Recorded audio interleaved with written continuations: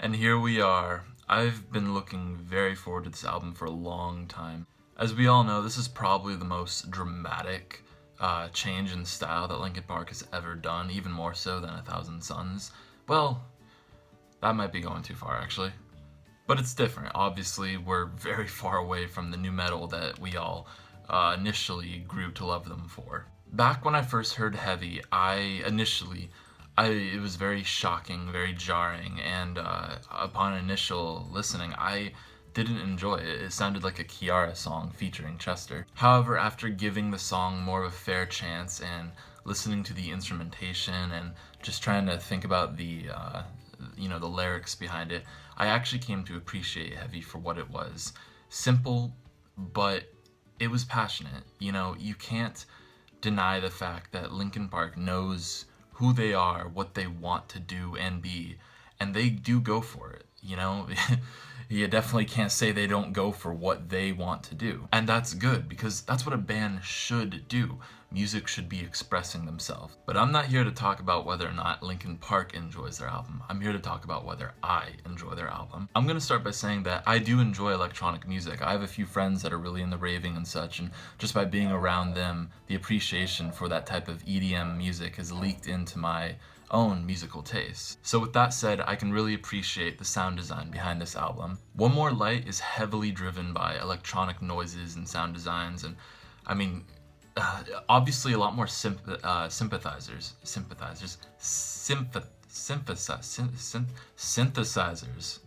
Oh god. I remember reading somewhere that back in Living Things, I believe they created all their own noises. Obviously they used synthesizers back then too, but I feel a lot of it was actually just them,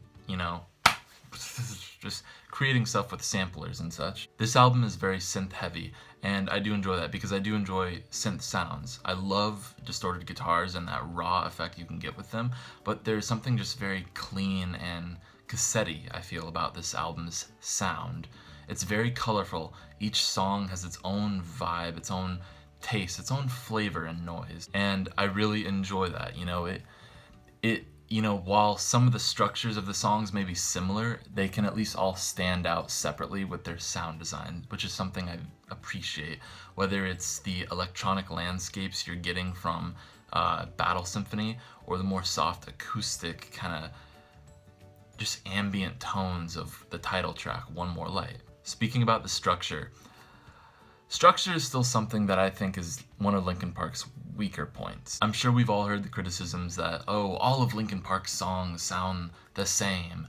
And they don't sound the same, but to a certain extent, they actually are all the same. Meteora is actually probably one of the most guilty albums of this, because almost every song follows the exact same structural pattern, just with different melodies and hooks, and chord progressions, and sounds.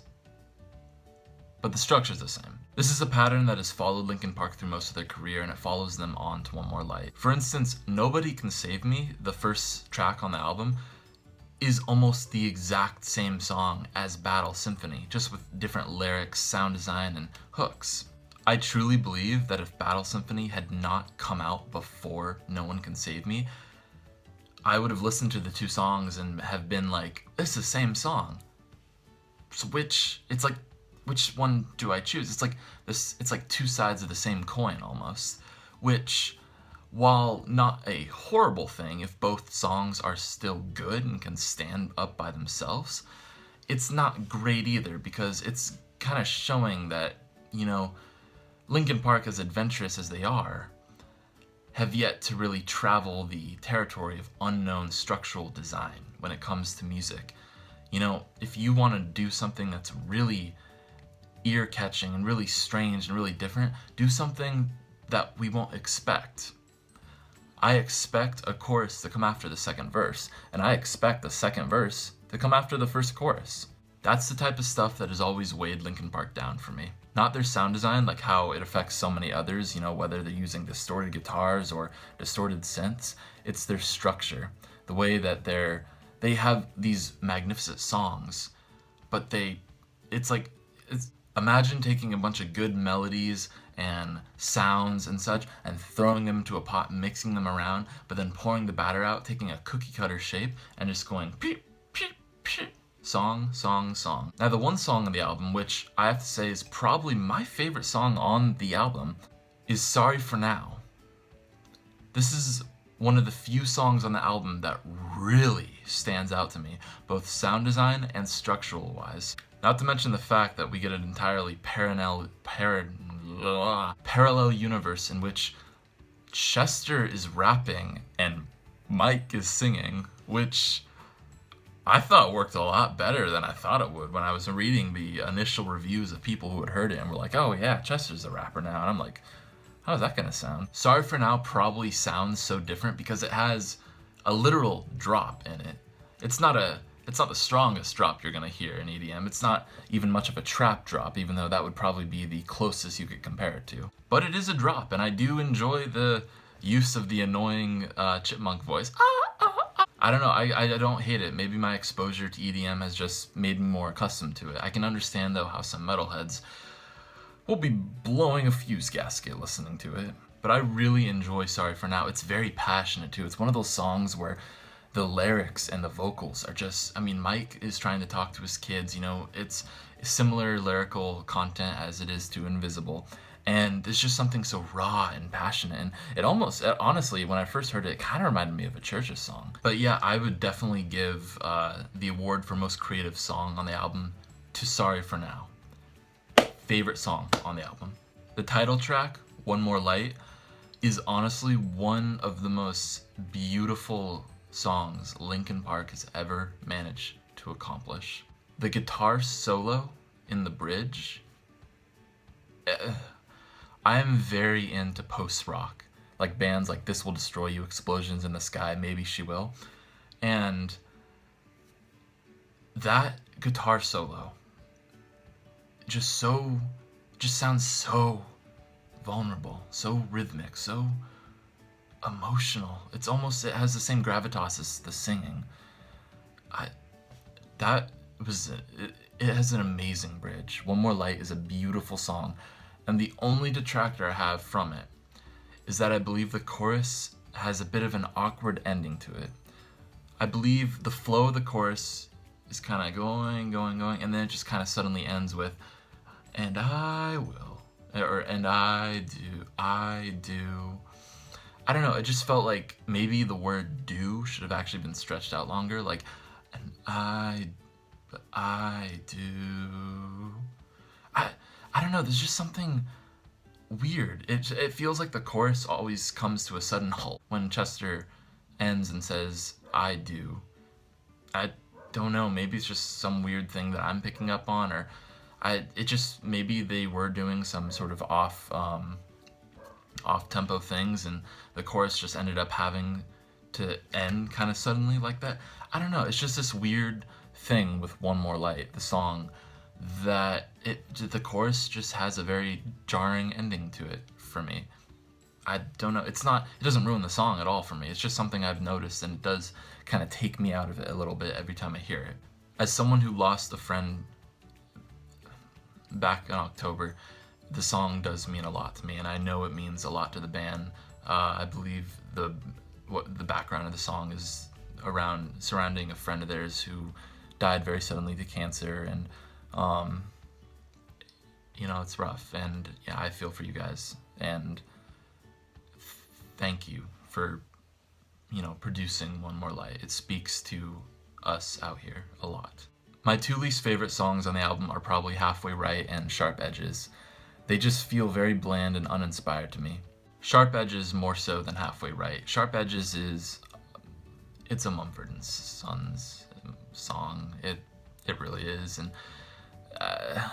there's just nothing new being brought to the table with it. It's just a very quick, simple, anticlimactic end to an otherwise very diverse and for the most part creative album. Halfway Right, on the other hand, is honestly, Halfway Right is it's more awkward than it is to me anything else. It's just the vocals, the lyrics, what doesn't kill you makes you stronger. There's just a lot of, it's just the melody, everything about it just is bizarre to me.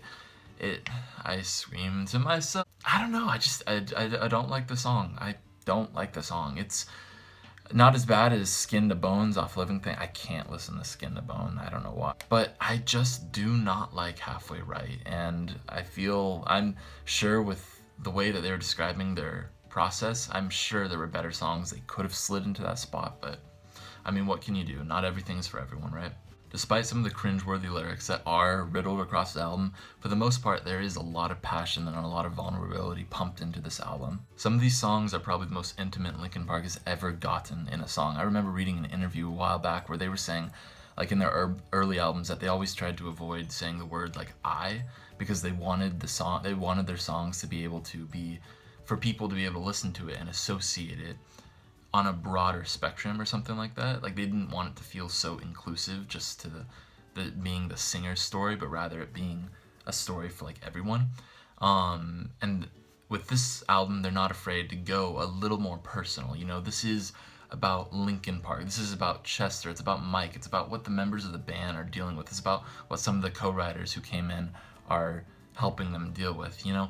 And I respect it. You know, there are, for every awkward lyric on the album, there's a period after every sentence. There is another lyric that is very strong. It's very personal, and I can really appreciate that because lyrics, they can make or break a song.